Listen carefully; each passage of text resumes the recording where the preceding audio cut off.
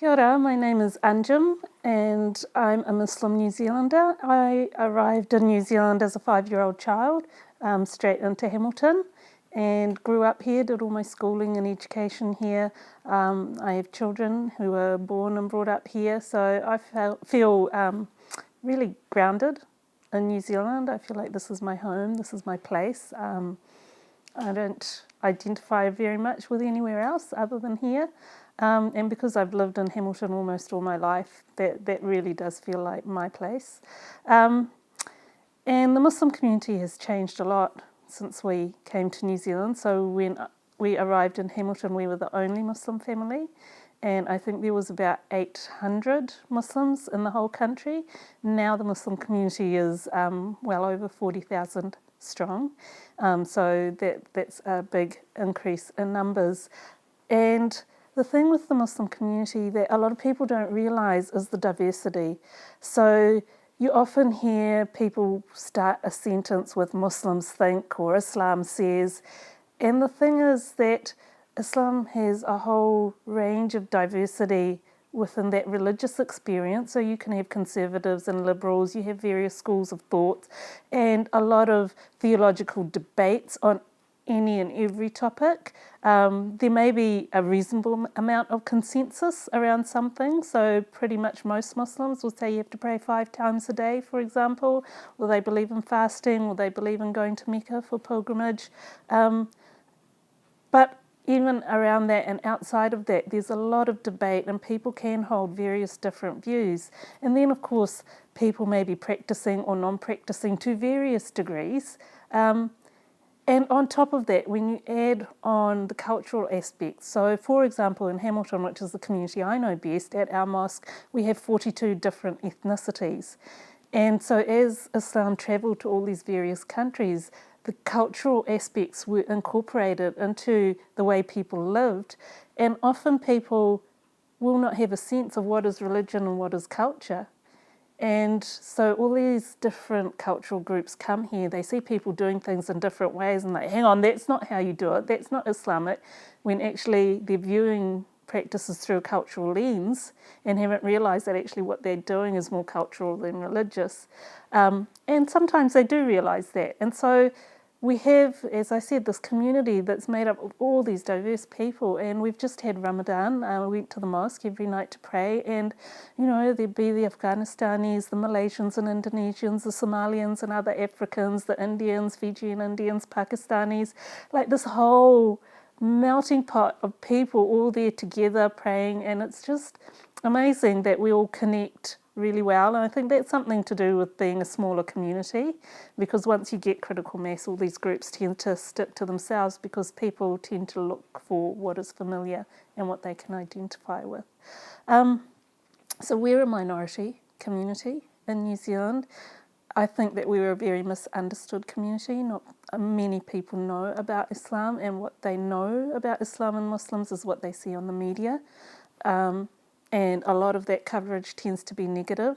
We also have the case that there are politicians that will use rhetoric that is inflammatory and that is negative.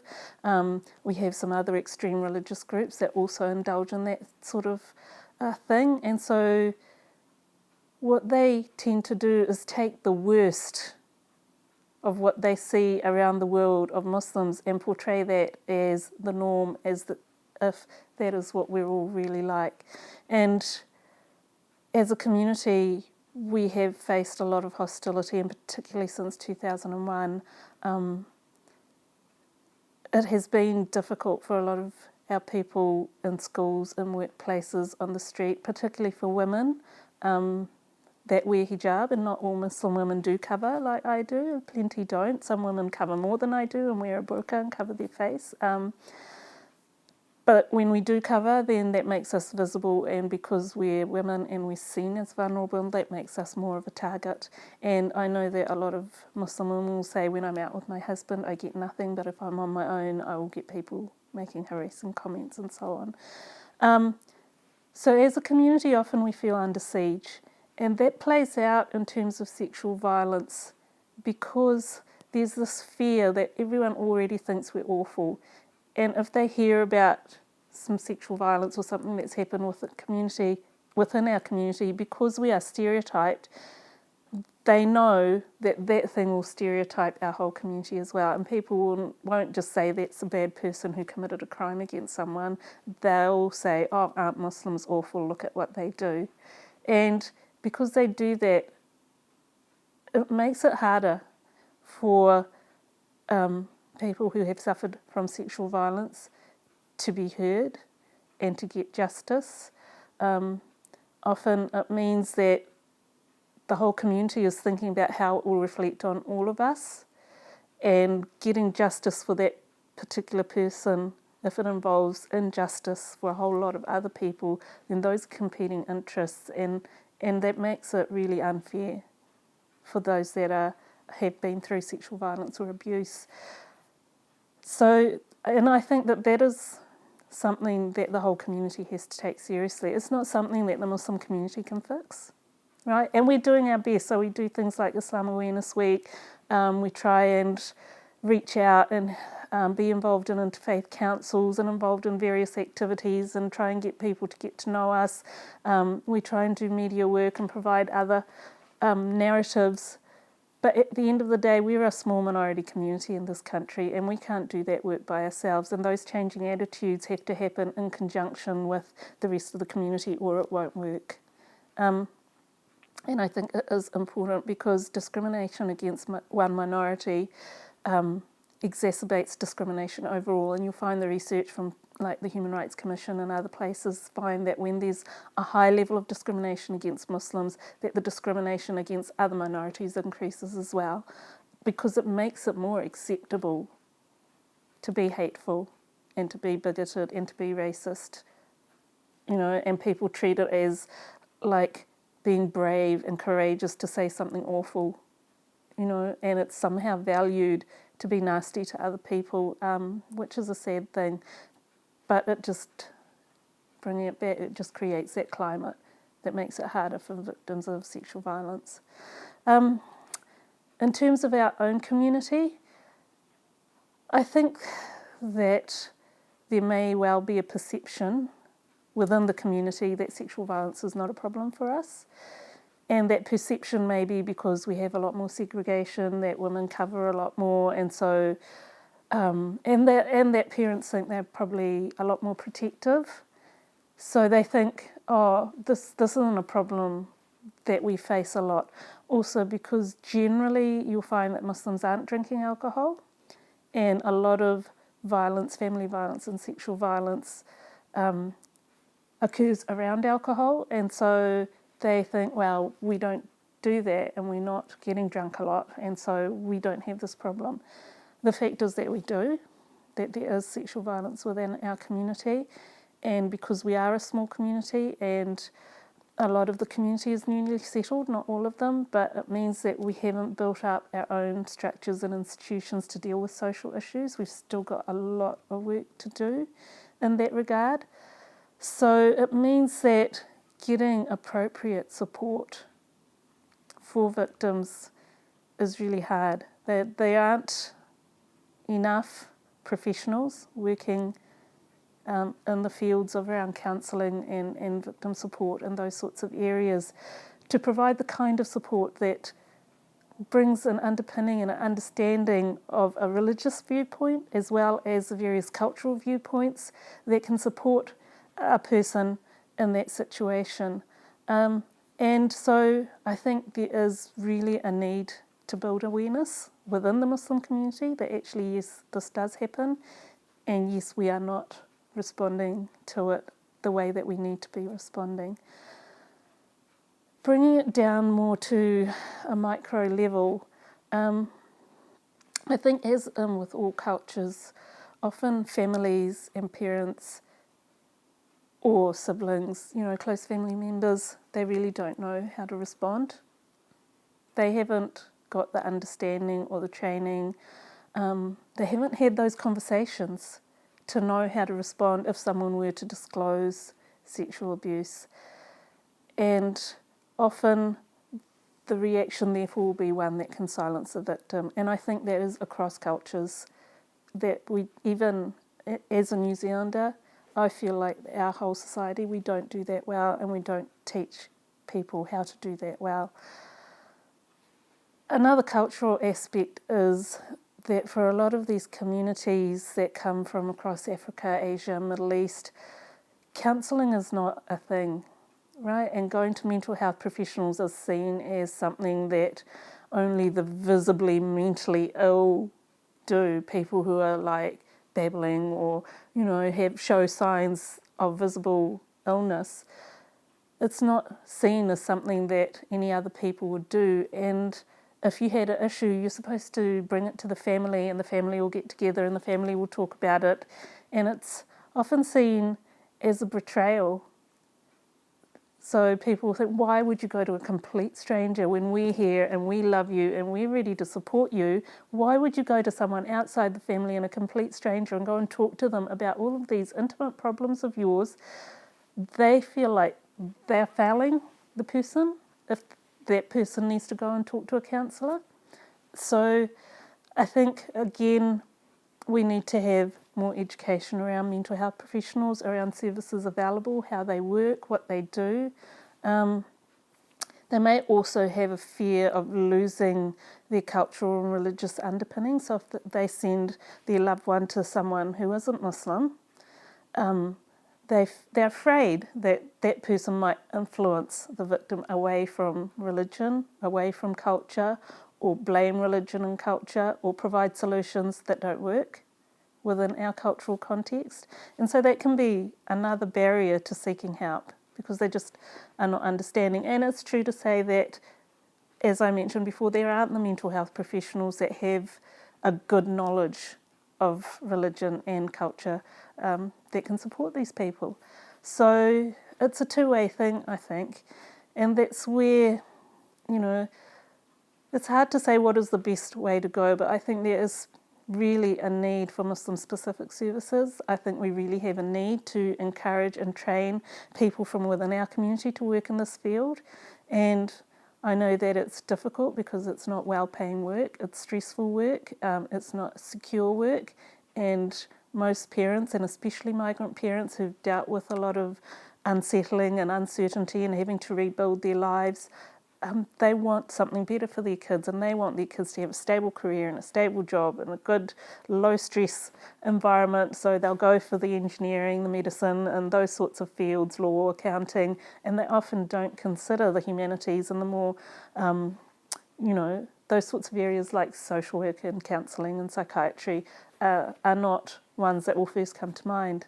But we need to start making that change, and we need to start encouraging families to think about getting their young ones learning this stuff and being committed in this area, because we need those professionals. Also, we need, because as I said, we're a small community, we also need to be training existing professionals within mainstream services. And it isn't just professionals, it's actually all frontline staff. So the way that your receptionist is dealing with someone that walks in the door is hugely important as to whether that person is ever going to come back or not. And little things can be really off-putting. So if a client has not good English skills or is struggling to understand, talking louder and yelling at them, for example, is not going to help, and treating them like they're stupid is not going to help. It isn't that they're stupid, it is that they haven't had time to learn the language yet, or they haven't had the opportunity to learn yet.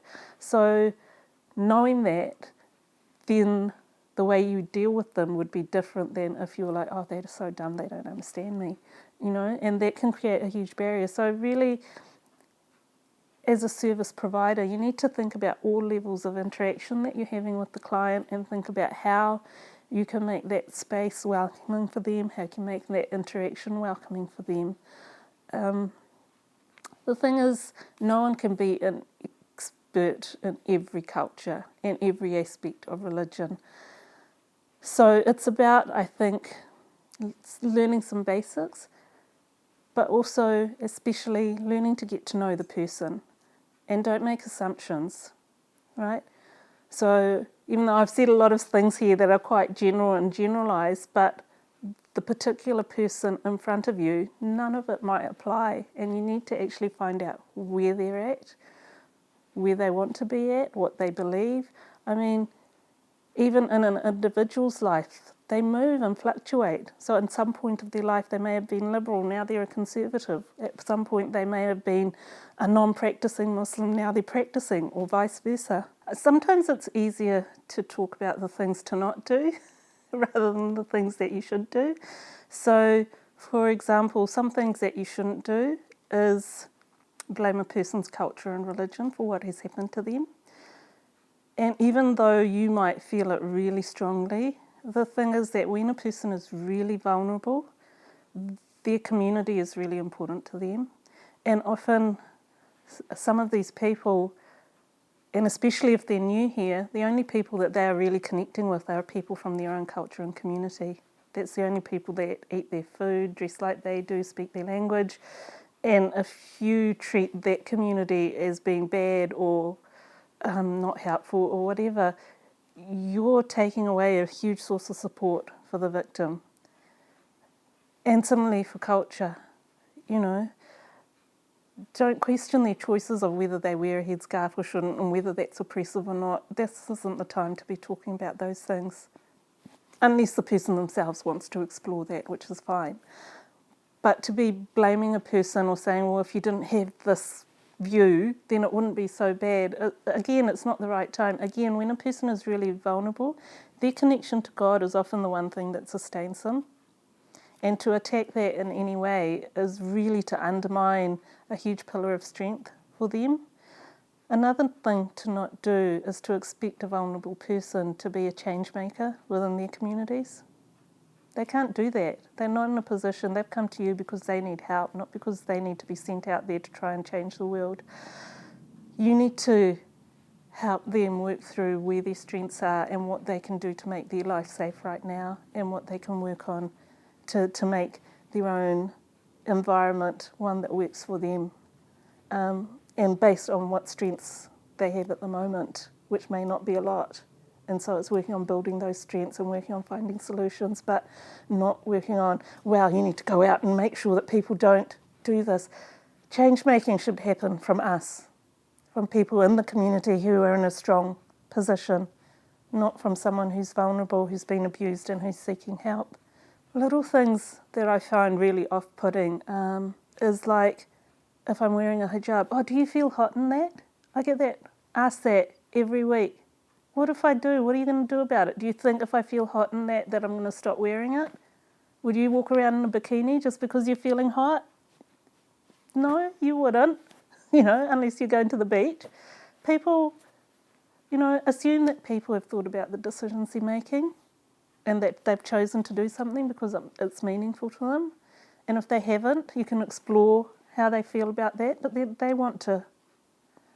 to want to address that and talk about that, So, yeah, that's what I think, to make it safe for Muslims. Also, be aware of prayer times, maybe just check if they've got a prayer time coming up and they need a 5-minute break to go and say their prayers, and maybe schedule the sessions around that. Or when you make the appointment, ask them what is suitable for them and do they need a break for prayer, or would you prefer to come at another time? Yeah. And I think being mindful of their connections. We come from cultures that are very strongly connected to other people and that don't have a strong individualistic ethos. And so you might hear people say you've got to do what's best for yourself. But for us, we can't be happy by making other people unhappy, and we don't want to lose our connections. And family can be really important. So we need to find solutions. We can keep other people happy, and it's not just about keeping ourselves happy. And so it's a matter of talking that through about where you can find a balance of not losing the connections that are really important to you and not losing yourself either, because you're just trying to please everyone. And I'm sure there is a balance, and people just have to be guided or, talk through how they can do that best for themselves. But for a lot of them, it never is, it's just all about me and I'm just going to do what I want. Because societies and communities and families, they don't work that way. You have to be mindful of each other and you have to care about each other. That's how they work.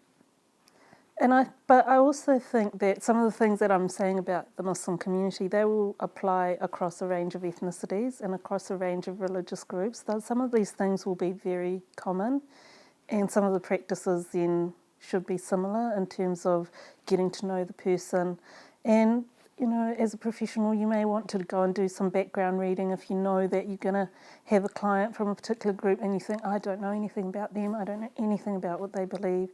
One thing that I think would be really useful, and I think it's really worth investing in both at a national and local level, is having advisory panels, having a group of people that a practitioner could call upon when they're dealing with a client and they're feeling a little bit lost and not sure of how to deal with it, and they can take a case to those people who have some minimal training in social work and counselling, not a degree or anything like that, but a bit of training, and who can provide some cultural background, cultural knowledge or religious knowledge and background, and help the practitioner to improve how they're dealing with that person, particularly if they're feeling lost. One of the problems is sometimes we don't see our own cultural lens, and so the practitioner may not even realise that they're doing something wrong. And so sometimes it might be useful to just check in with a group of people and say, hey, this is what I've been doing, this is what I've been saying, am I doing all right here? You know, because you can ask the person, but often the person in front of you has not been to counselling and doesn't even know what to expect and doesn't know that this isn't how it's supposed to be, or that they have choices, or that they can ask for something different or someone different. So I think it would be really useful to have that, and not just for sexual violence. I think such a panel could work across a range of areas like corrections, like mental health, health, a whole range of things. So, you know, as a policy initiative, I think this one would be one that would create a huge improvement in the way that we deliver services in the country. Because I think practitioners need to do continuing professional development every year, and I think it's time for professional organisations to start stepping up and providing training and being culturally appropriate. And we have done some of that recently in Hamilton, but it needs to go across the country, and it needs to be more regular, and it needs to be recognised that this is an area that is going to be growing, that New Zealand is getting more and more diverse, and even within mainstream, people are beginning to be a lot freer and not having to conform, and then having little subcultures where they do things differently and where they need help differently. So again, it's a policy initiative, it's an area that needs funding and attention to ensure that going forward that our providers are able to provide the best help that they can to the people they need it.